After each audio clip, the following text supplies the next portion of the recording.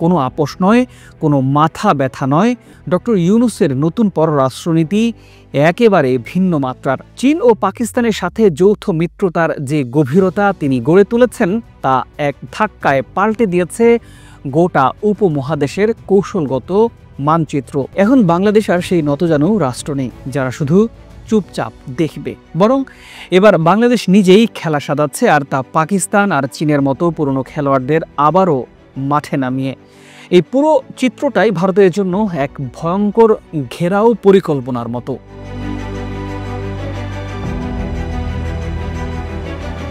ভারতের chicken neck বা Siliguri corridor হচ্ছে এক সংকীর্ণ ভূখণ্ড যা গোটা উত্তর পূর্ব ভারতকে মূল ভূখণ্ডের সাথে যুক্ত রাখে।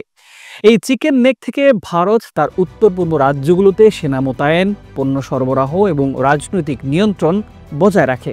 কিন্তু এখন সেই চিকেন নেকের এক পাশে চীন, আরেক পাশে পাকিস্তানের ছায়া পড়েছে, আর ঠিক মাঝখান থেকে চালকের আসনে বসে আছে বাংলাদেশের অন্তর্বর্তীকালীন সরকারের প্রধান অধ্যাপক ডক্টর ইউনূস।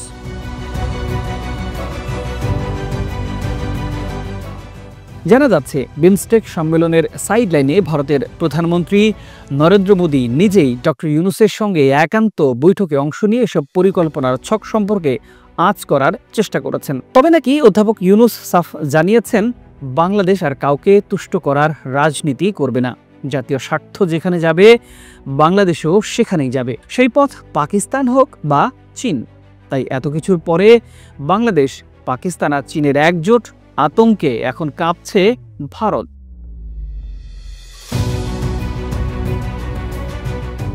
এছাড়াও চীনে গিয়ে অধ্যাপক ইউনূস আবারও কড়া বার্তা দিয়েছেন ভারতের 7 সিস্টার্স নিয়ে। জানান তাদের 7টি রাজ্য যদি মূল ভূখণ্ডে থাকতে চায় তাহলে বাংলাদেশকে পাশ কাটিয়ে তারা কিছুতেই থাকতে পারবে না, কারণ 7টি অঞ্চল ল্যান্ডলক, তাদের সমুদ্র নেই। লালমনিরহাটের বিমান ঘাঁটিটি বাংলাদেশ ভারত সীমান্তের কাছে এবং চিকেন নেক করিডোরের খুব কাছে হওয়ার কারণেই ভারত বারবার আপত্তি জানিয়ে আসছে, কারণ ভারত চীনের ক্রমবর্ধমান প্রভাবকে তাদের নিরাপত্তার জন্য হুমকি মনে করে। ভবিষ্যতে কোনো কারণে যদি ভারতের পূর্বাঞ্চলের রাজ্য চীন আক্রমণ করে এবং শিলিগুড়ি করিডোর বন্ধ করে দেয়, তাহলে 7 রাজ্যের সাথে ভারতের মূল ভূখণ্ডের সড়ক পথে যোগাযোগ একেবারে বিচ্ছিন্ন হয়ে যাবে। তখন বাংলাদেশ যদি তাদের আকাশ সীমানা দিয়ে ভারতের সামরিক বিমান চলাচল করতে না দেয়, তাহলে সৈন্য ও সামরিক রসদ পাঠানো কঠিন হয়ে পড়বে ভারতের পক্ষে।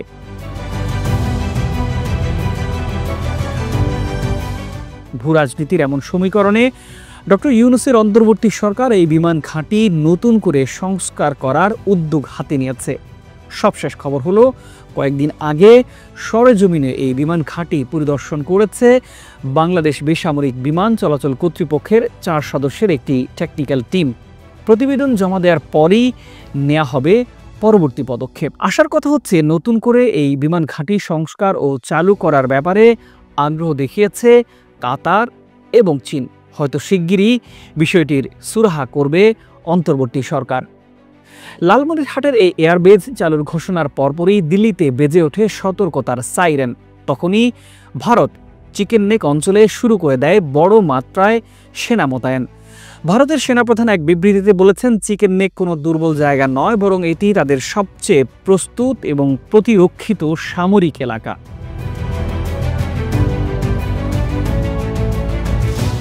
এলাকাটি নিয়ন্ত্রণে রাখতে ভারত এখন হাসিমারা বিমান ঘাঁটিতে রাফাল যুদ্ধ বিমানের সম্পূর্ণ স্কোয়াড্রন মোতায়েন করেছে।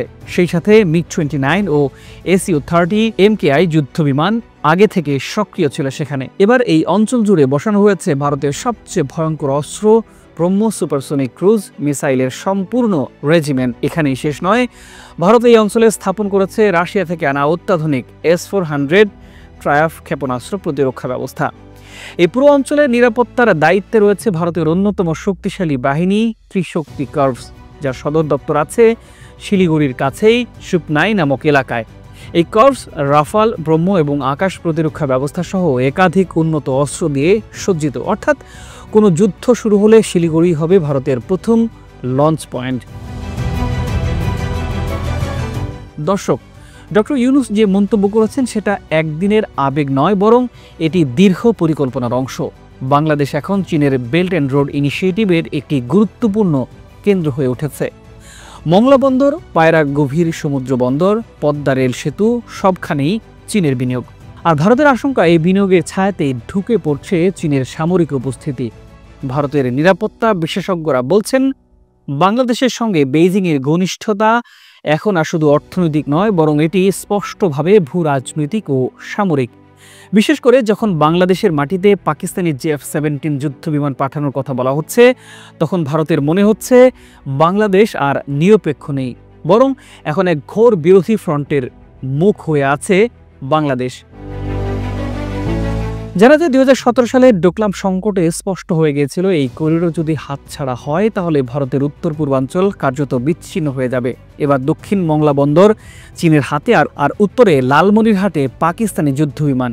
তখনই চিকেন নেক যেন ভারতের একমাত্র দম বন্ধ করা শ্বাসনালী। তাই এই মুহূর্তে গোটা উপমহাদেশের সবচেয়ে উত্তপ্ত অঞ্চল হচ্ছে বাংলাদেশের চারপাশের এই ভূখণ্ড।